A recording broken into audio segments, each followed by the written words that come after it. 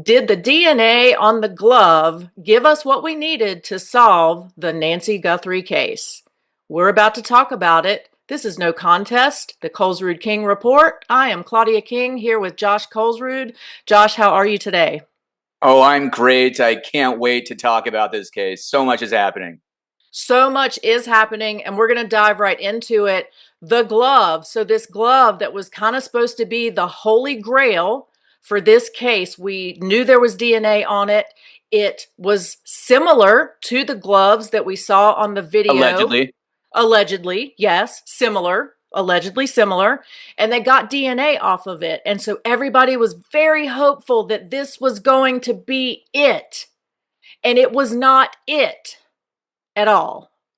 Yeah, this whole glove situation, here's my take. The first thing that I read was that they also discovered 16 different pairs of gloves from individuals who were helping out, looking around, either volunteers or law enforcement that had just tossed them aside. And like, what are you doing? You are obstructing an investigation by leaving your DNA and gloves outside to the point where it could really hamper chain of custody and help the defense in the future if they ever even catch the guy. I mean, have you ever heard of a case, a missing person case, where you have like 16 different people tossing their gloves, littering the ground in an area where you're looking for Nancy Guthrie? I thought it was absolutely ridiculous. Like, first off, I value my property, so I like to keep it attached to me. So I don't understand why people are just willy nilly tossing their gloves around. But even more importantly, when you are searching for a missing woman and trying to look for evidence, here you're just dropping things. So if this particular glove was yet another one that was just dropped by a random searcher, now we've wasted all this time and money, right? Yeah, it's obstruction of justice, really. I mean, it was intentional and it's going to take longer to sift through all of the gloves that aren't relevant to find the ones that are relevant. So, DNA takes a long time, sometimes, depending on the case, to get the results back. Now, again, this is a high profile case, so it's a little bit different. However, I mean, it takes time still to test 16 gloves to determine that they belong to the searchers as opposed to somebody else. But what if one of the searchers is involved? I mean, it just throws a huge wrench into the chain of custody and to the process. I can't believe that they were doing that. So, they did find DNA on the glove. DNA supposedly that does not match anybody close to the family. So, what do we do here? Now, the FBI got to this point, excuse me, the sheriff's office, and I'll get to them in a second. But, they run the DNA through a national database called CODIS. And there's also other ones too, like APHIS, like this one we have in Arizona, but CODIS is the big one. And, it didn't come back with results. And so how does it help us? Well, if you look at other cases like the Brian Koberger case, there's still a lot you can do. The first is phenotyping. Phenotyping is being able to look at somebody's DNA and then determine their character traits from the DNA. For example, you can look at the DNA and tell their skin tone, whether or not they have freckles, their hair color, possibly even their height. So, you could get a partial physical description just from somebody's DNA. But also, you also have something that the FBI did in the Koberger case, which was controversial at the time, which was genetic genealogy processing. So, what is that? It's where you don't have a match. And I'll tell you why it was controversy in Koberger in a second. It's not that they did it that was a controversy. It was the fact that the FBI told the Idaho Police Department to lie about it. That was the controversy. But anyway, when you don't know who did it and it doesn't match, you take the DNA and you insert it into Ancestry.com or 23andMe, and you want to see if there's a cousin or a second cousin out there that could be related to the person whose DNA is on the glove. And it's a very effective technique that has solved a lot of cases. So that is certainly something that is going to be tried in a case like this. So I'm pretty excited about that prospect because, the bad guys, they can control a lot of things, but they can't control family members, even extended family who put their DNA on the internet, and that can help circle the wagons around, who's responsible. So, there's all is not lost just because there's not a match. I agree with you. And I want to go back to one point that you made very quickly. You talked about the gloves being dropped, and what if the a searcher, is a suspect? And you know what? That's actually very common that you have a suspect get involved in the aftermath of a crime because they get enjoyment from it. They want to see what's going on with the investigation. They insert themselves into some part of the investigation that's not that far-fetched, right? Oh, that is a great point. I know I kind of touched about it, but I was just brainstorming, and you're absolutely right. I mean, how many times have you watched court TV or watch Nancy Grace or some other show where we know, looking back, that the defendant was at the funeral, or he was part of the search party, or he was a tipster? Oh my gosh, it seems like that's actually fairly common. And wow, I mean, what if it did turn out to be one of the people that were dropping gloves in the desert, and they just assume that it was for an innocent purpose? I mean, wow. I mean, hopefully the sheriff's office and Sheriff Nano is looking into something like that. I hope so, because the number of gloves that have been dropped and found is kind of ridiculous. So, what if it is purposeful? It's It a could red be. flag. It's definitely a red flag. I've never heard of a search where there was this type of interference ever. And this is such a high profile, high priority case. I mean, in your entire career in law enforcement, have you ever heard of something like this? Never. It's unheard of. 100% Yeah. unheard of. There are so many red flags in this case.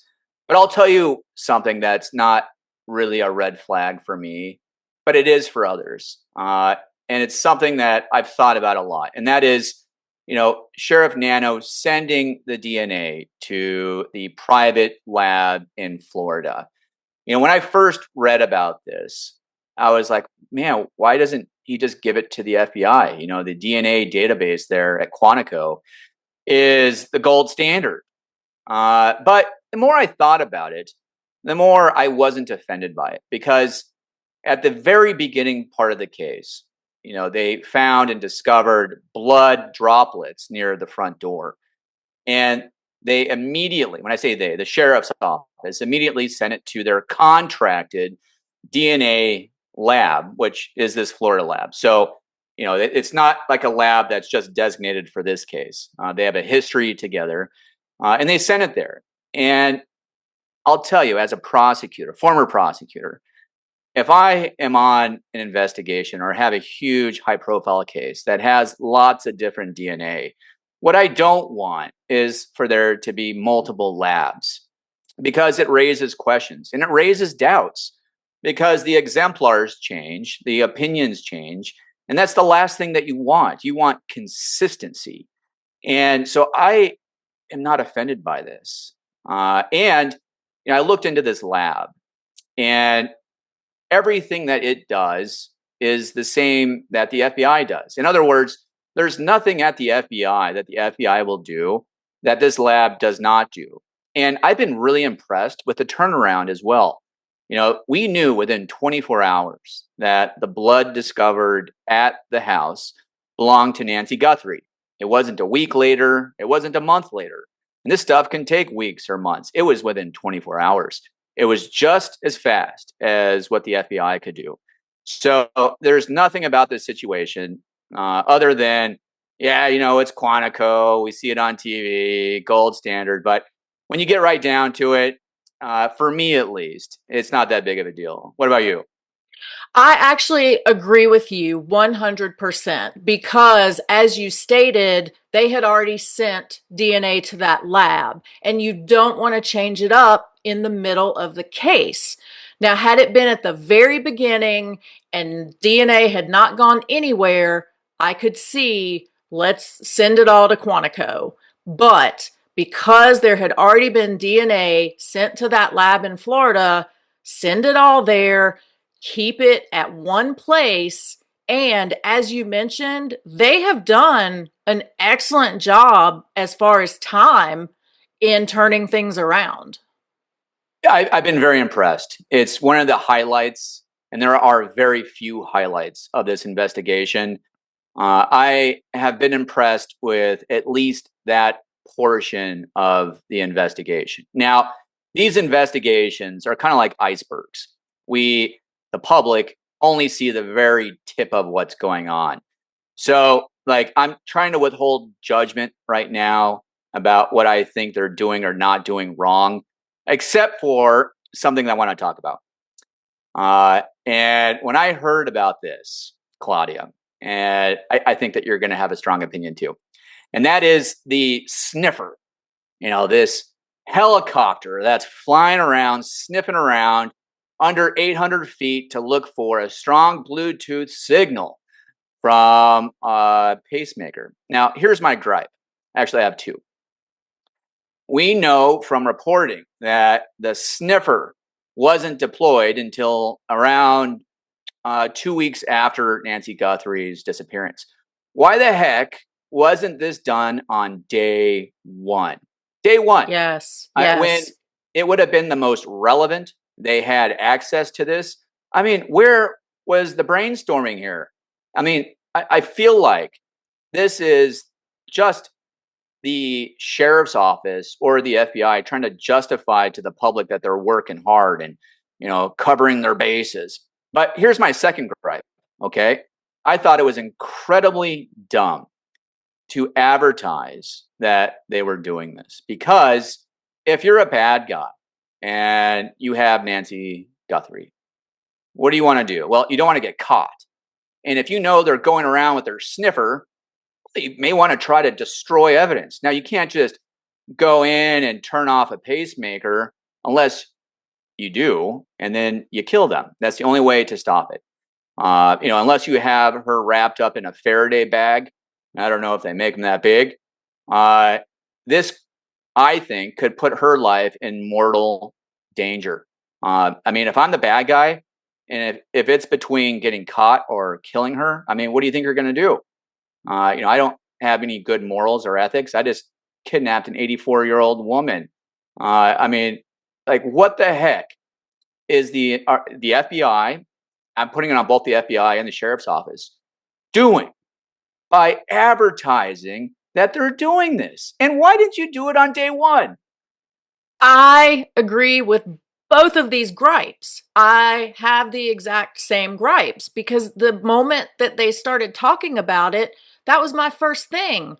Why weren't you doing this 2 weeks ago? What have you been doing that you And, didn't and think of yeah, this 2 weeks ago? and in any missing persons case, everybody knows this, that the most important days are at the very beginning. The Right. first 48 to 72 hours are so critical that if you don't do things right, you're going to regret it. And I really hope this doesn't turn into a big regret, Claudia. I hope so too. And I want to point out there is one other way that they could turn off that Bluetooth signal, but they don't have that way. And that is via her cell phone. Because I would presume that her pacemaker, I sadly have a lot of knowledge on these things because I have a similar device. You can put them in MRI mode and you can turn them off. And that kills the Bluetooth signal, or at least dampens it down enough. But they But don't don't you have need like an that. iWatch or something to do that, to They connect to it? yes, they would And we have to know they have don't. She left her right. watch and her iPhone. Yes, so they would have to have her device with that app loaded on it, and we know Yeah, they don't have that. yeah, So, yes, aren't they just going to reach in and take it out and pound it a bunch of times into smithereens? exactly. Big unforced error. And I'm surprised, Claudia, that nobody else is really talking about this. They're all talking about, if you listen to all the shows, it's like they're just talking about how cool the technology is, which I think is what the point of what the law enforcement wanted to do. They wanted the people to react that way with this awe, like, wow, the technology is so cool, and they're actually deploying it. I wonder if they're going to find. You're not going to find anything almost 2 weeks later. Give me a break. Uh, No. the time has passed where this type of technology would have helped us, which takes us to the next question here. The reason why it's very unlikely that that technology would be beneficial is because, well, unfortunately, it doesn't seem like she's anywhere near the house. I've gone back and forth about this, and my first thought was that if I'm a bad guy, I'm going to take her to Mexico, because it's just about an hour and 10 minutes south. There's 5 different ports of entry, and actually 6 different ports of entry in Arizona on the border.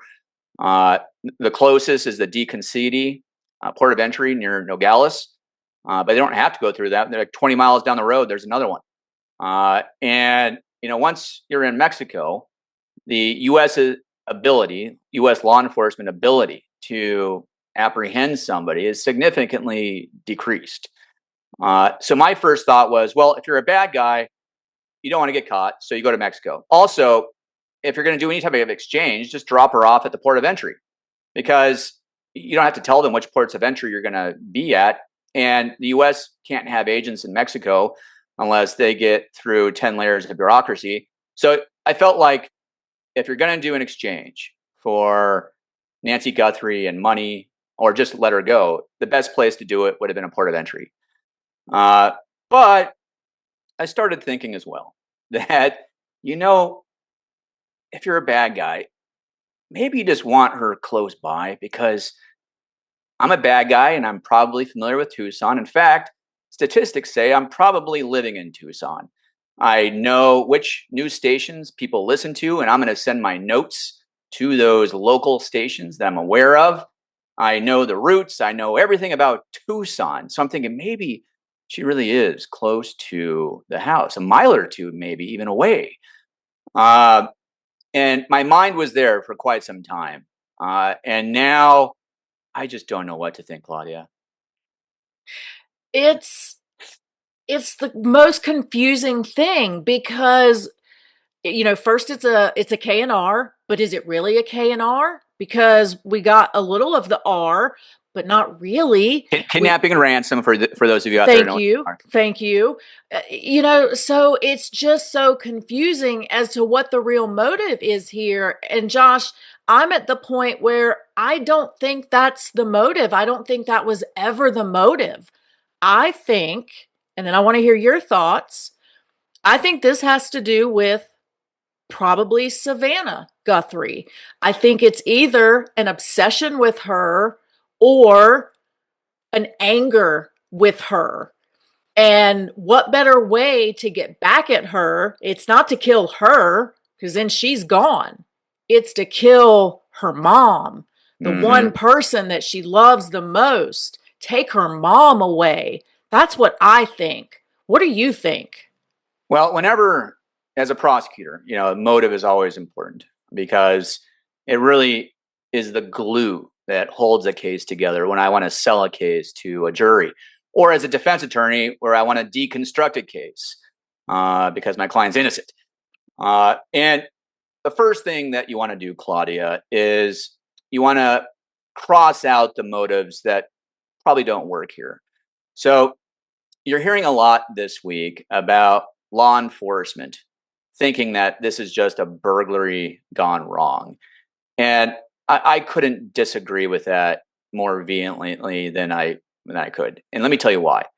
Uh, and we can go through some of the other ones, and so we can see why you got to where you're at. So the burglary gone wrong motive, I think, is asinine because number one, what are the odds that you end up taking an 84-year-old with you, whether dead or alive, based on a burglary gone wrong?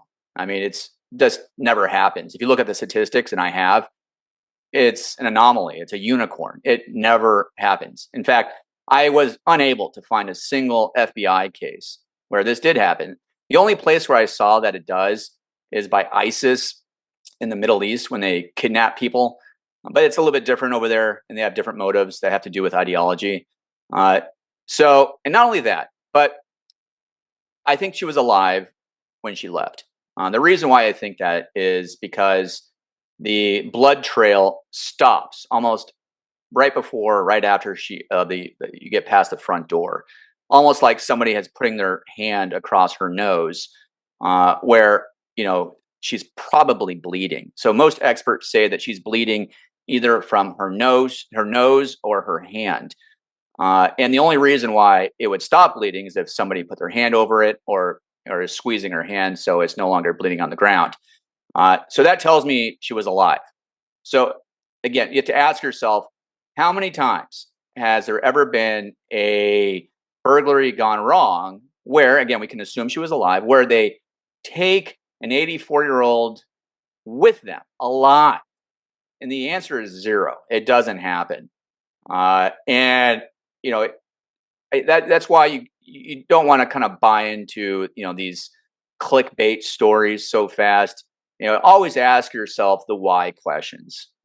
So where does that leave us? Well, last week, Claudia, on our show, we kind of broke down a few of the more famous KNR cases, including the Frank Sinatra case, the Getty case, and the Lindenberg baby case, where in those three cases, it was very formulaic what the KNR people did. They kidnapped the person. They were in contact directly with the family, and they were able to all provide anecdotal evidence that the person was alive. So what is anecdotal evidence? Well, it's evidence that, like, a personal story. So, like, let's say my wife and I went to Germany to a castle to stay on our vacation last year, which we did. And one of the days we went looking for secret passages.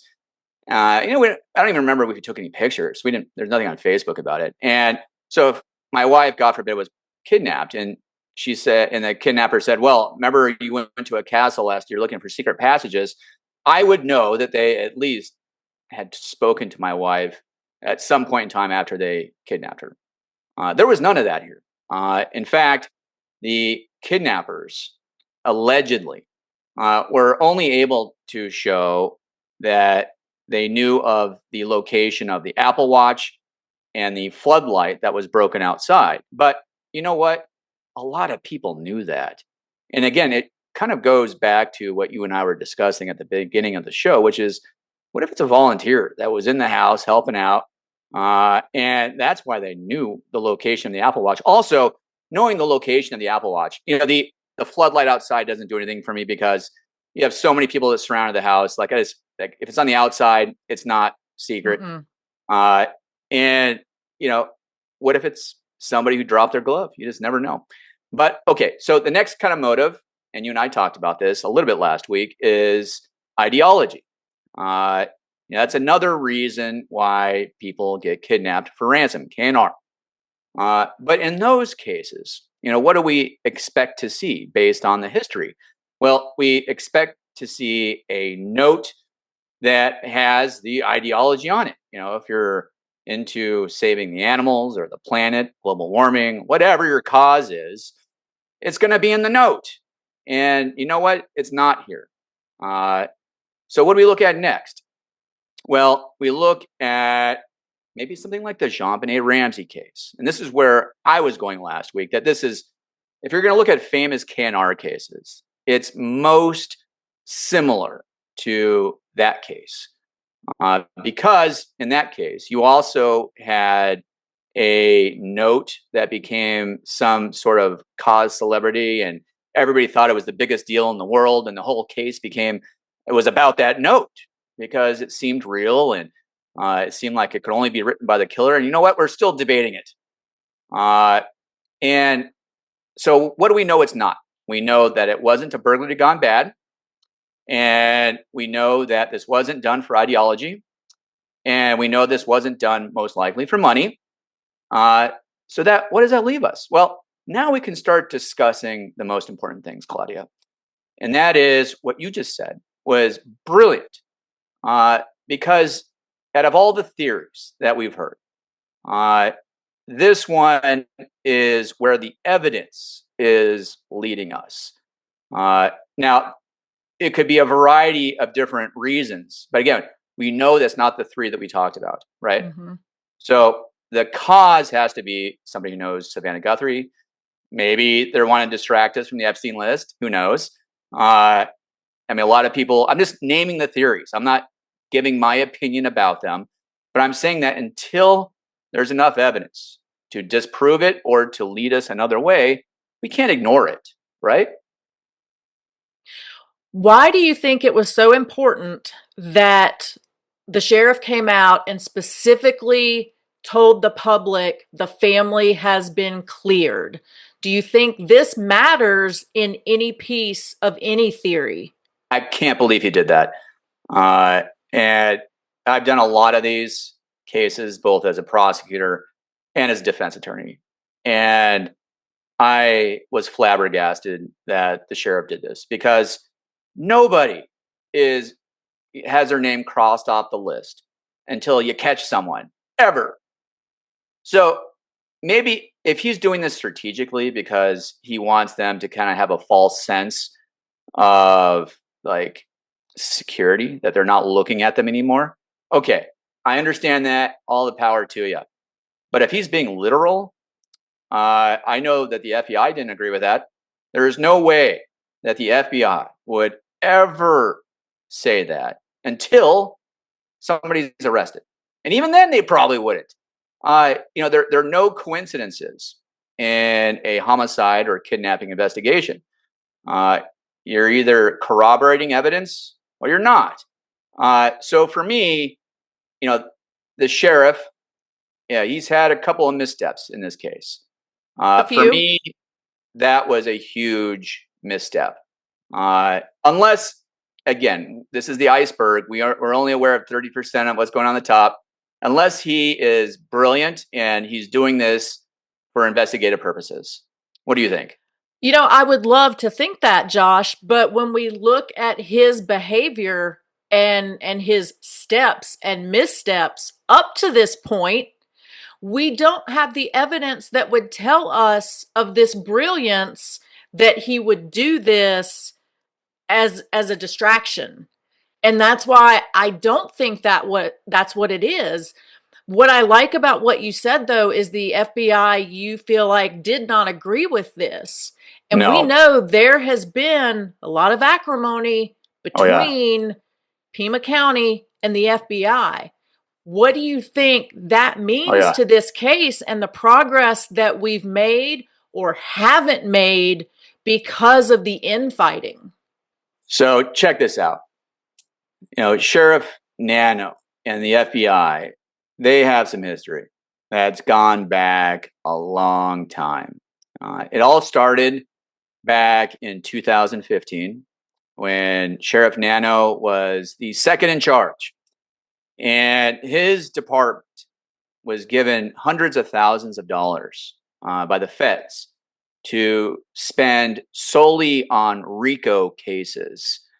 And the sheriff at that time decided not only to not spend the money on RICO cases, but to build a clubhouse for the other officers and then to employ the officers' family members, paying them all from the RICO funds. And he was prosecuted by the U.S. Attorney's Office and convicted. And Sheriff Nano didn't like that. In fact, he's given numerous interviews where he blames the FBI for overstepping, for exaggerating, for not staying out of the business, his department's business, and railroading somebody who he thinks was completely 100% innocent. And don't take my word for it. Just Google it and you'll see the interviews. It is very surprising that somebody would take that position so publicly. And he also has some other controversies unrelated to the FBI. Just Google his name, controversy, and you'll see. But so fast forward a little bit. And, we have an FBI, and you have to know this about Pima County. It's a very liberal county. It hasn't voted Republican for president probably since Reagan. And, you have an FBI that is largely aligned with, the Department of Justice with Trump.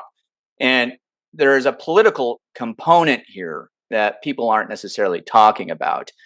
And, I didn't necessarily think that there was acrimony between the FBI and Sheriff Nano because he wasn't setting the DNA there. However, something happened last week that I thought was a red flag.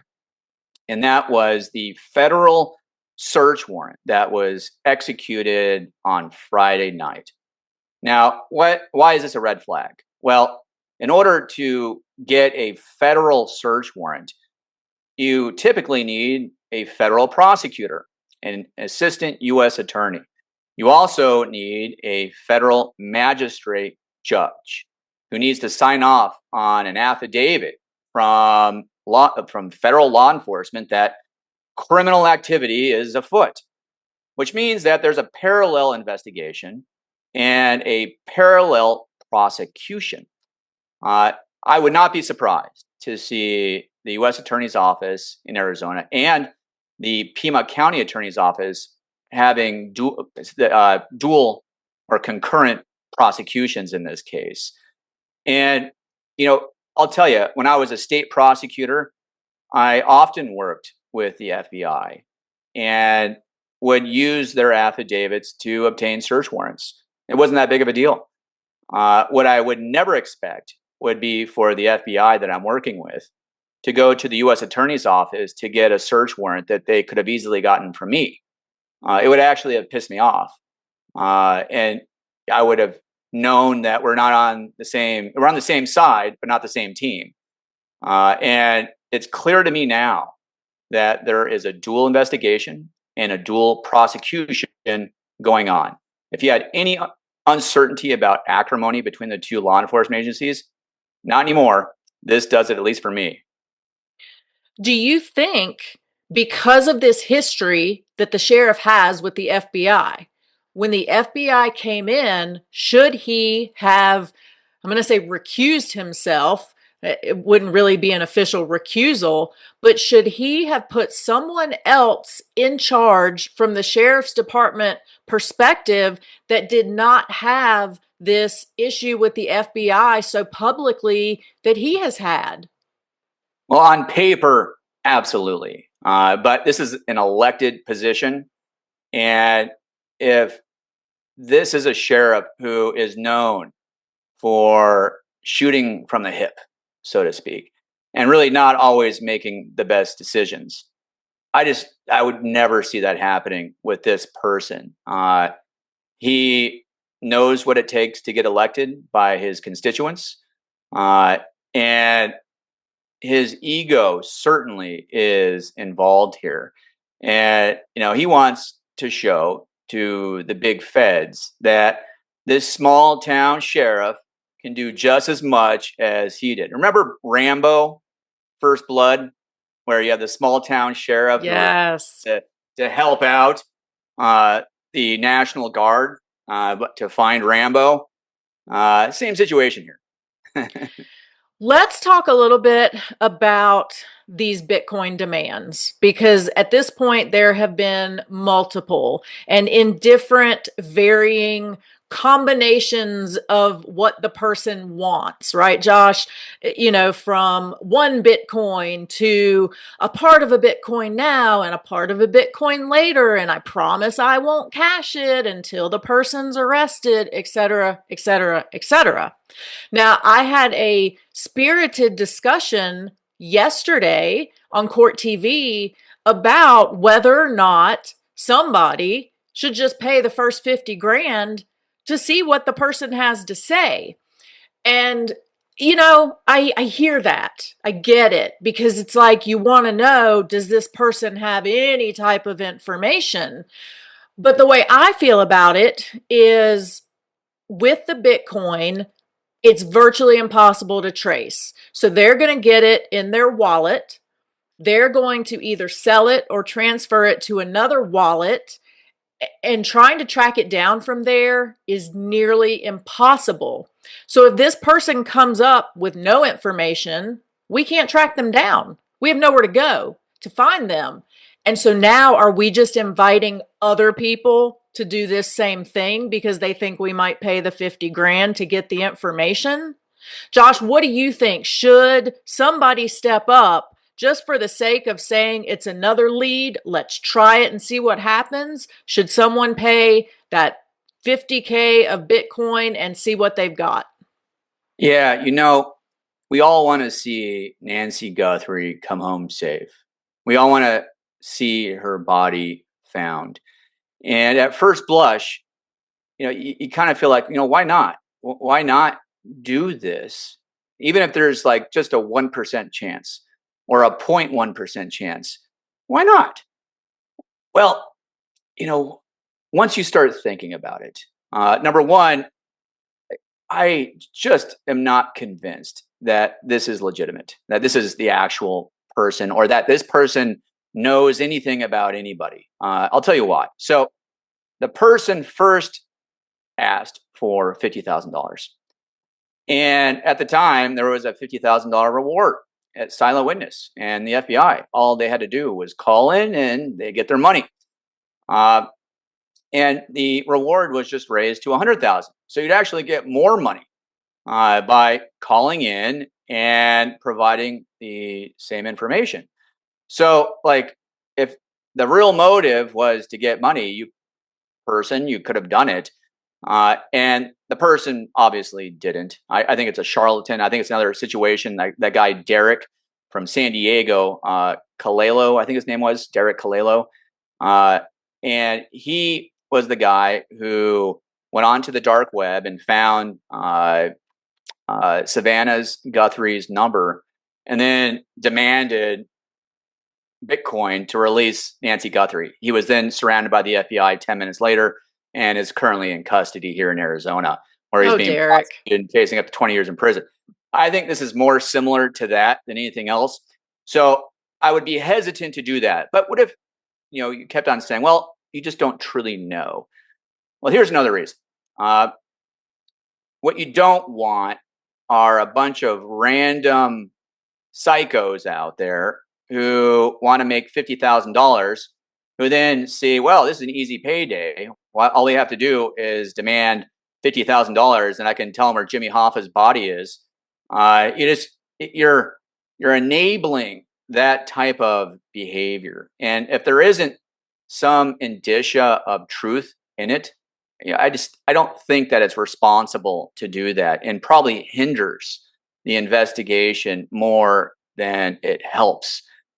So I just don't think it's a 0.1% chance that it would help. I really think it would be a negative 5-10% chance, where the only thing that it could do is hurt your investigation, because you're going to get it clogged up with future nimrods out there wanting to make an easy paycheck. I love it. I want to circle back to where we started, and that's kind of where we're going to end up here today with the glove. So the other thing that we learned about the DNA on this glove is that it did not match the mystery DNA that was found inside her house that did not belong to anyone. What does that say to you? Does that say that one of these maybe isn't related? Is it more than one person that's involved with this? Do you think it matters at all that they don't match? So I think we, the public, everybody, we kind of put too much stock in DNA and what it means or doesn't mean. DNA is a tool and can be very useful in certain types of investigations. DNA is always circumstantial evidence. It only tells you that somebody was at a certain location. It does not tell you when the person was there or usually in what circumstances. And so, we don't know whether or not the DNA found inside of Nancy Guthrie's home belonged to any bad guy. We don't know when it was put there. We don't know if it's touch DNA, meaning it came from the oil of your hand, or if it was semen or some type of liquid. We don't know anything. And so we have to be cautiously optimistic when it comes to evidence like that. Now, the glove is even harder to determine its value because, again, there were 16 other gloves that were dropped by supposedly people only there to help and only innocent people, and also we don't know how long that glove has been there or who put it there or why. And DNA is it's a survivor. It doesn't break down so fast that within a day or two it's going to be gone. I mean, there have been cases, and I've looked it up because of this question, where DNA has been found in a glove outside months later. Months later. So this DNA could have been there for months, and then it has no value because it obviously wasn't associated with this crime. And those black gloves, man, those are the most common gloves you can buy at any store. So again, I'm cautiously optimistic, and I'm just waiting for there to be some breakthrough in the case. I just don't know if it's going to come from this evidence. Is it possible that in addition to this mystery DNA, that there was Nancy Guthrie's DNA somewhere on this glove, that there is a link that is making the officials give this glove more credence than we know about, and that's why it has become so important to them, and they did actually do something right and have not told us that? Well, if that's the case, and let's assume that it is, absolutely, that would be a game changer. That would change everything. Because now we have direct evidence that that glove most likely was from the crime scene. The odds that it wouldn't be are so astronomical that you couldn't say that it was innocent in nature. But if that were the case, I can't imagine how it would hurt to let the public know that. I mean, you're already asking the public for help because you don't have the breakthrough that you need. And we see this all the time from the cases that we see on court TV that you and I talk about, where at some point in these missing person cases or in the whodunit cases, law enforcement turns to the public and asks for as many tips as possible. And that's kind of where we're at here. So I don't see how it would hurt the case to allow the public to know if there is a connection to the Nancy Guthrie house or situation because it contains her DNA. In fact, I think that it would benefit them because it would, people would feel a lot more hope. And maybe that would mean that they're going to be a little more active in trying to provide tips. I said we were going to leave it there. I lied because there is one last thing that I want to ask you about, Josh. You mentioned some of the cases that we talk about on court TV, and I was thinking about a couple of those cases, specifically the Brown University shooting the Tepe shooting, Mm-hmm. cases where camera footage from neighbors and around town helped solve the cases. Mm-hmm. How do we have nothing in this case? How is it possible that of all the neighbors in every direction and just every which way, blocks and this way and that, how do we have nothing? Or do we have nothing? So, the Brown shooter situation happened in the middle of a congested city where, in this day and age, everybody seems like they have a door cam at least with a camera on it. And you have flat streets that are well lit without much obstruction. And ultimately, it was all the video evidence that led to the apprehension of the killer. Uh, so, in the Catalina foothills, where Nancy Guthrie lived, it is dark out. In fact, Tucson is a world famous location to look at the stars.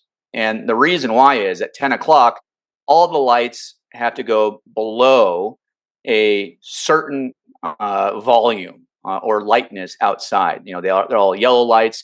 And it's because the University of Arizona uh, has such a huge astronomy department that they need a clear sky at night. So it's a dark city. And where she lives, it's literally in the middle of a desert. And people there's not a clear view of the street. In fact, they're all dirt roads. And you have cactus, you have Palo Verde trees, you have lots of obstruction.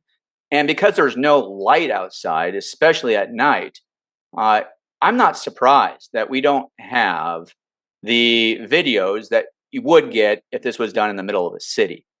Uh, and it's just you're out in the middle of nowhere. I know people keep saying Tucson, but the Catalina foothills are outside of Tucson. It's not in the middle of the town. It is in the middle of, frankly, nowhere. So you're not going to have the video evidence. And what do you look at next? Well, maybe geofencing. Whose cell phones were activated and hitting off of cell towers in the area? Well, it wouldn't surprise me that these people didn't have their cell phones on them or that they were turned off because they haven't been caught yet. And it seems like, other than the doofus video, they really haven't made very many mistakes that we're aware of.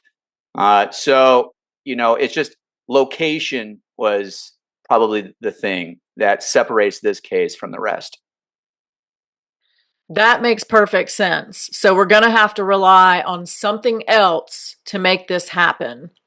All right, Josh, final thoughts for today. And it's not going to be final thoughts on this case because I have a feeling we're going to be back here next week with a couple new drips of various information that we're going to get to dissect. So for today, final thoughts. Yeah, I think that sometimes tragedy can bring people together, or hard times. You see that with a few things that are happening in society right now. You see that with the Epstein files, for example. I don't think that, no matter what your political views are, I think we all want justice for the victims in the Epstein file case. Uh, and I think that it's the same thing with Nancy Guthrie. It doesn't matter what your political persuasion is or what your biases are, your strong views. Like, we all want to see justice. We all want to see her come home together. And I think that, if anything, it's bringing people together that wouldn't ordinarily be brought together. And it's going to be that type of effort, that community effort, that's going to win this case. It's going to be people realizing that we're all Americans here. We all really want the same thing in 95% of life. And this is somebody in our community. And we need to come together to find her. That's all I have. I could not agree with you more, and I can't really follow that. So I'm going to close it out. We had so much great conversation today, and I know we could keep going, but we're going to close it for today. Love your neighbor. I'll just say that. Love your Yeah. neighbor. As Josh Yeah. said, let's find Nancy. I hope that next week, when we get to talk about this, we have some type of new information and some type of resolution to this case, and that she gets brought home in whatever form that she can be so that she can be returned to her family. Amen. So, absolutely. For Josh Kolsrud, I'm Claudia King. This is No Contest, the Kolsrud King Report, and we will see you next week.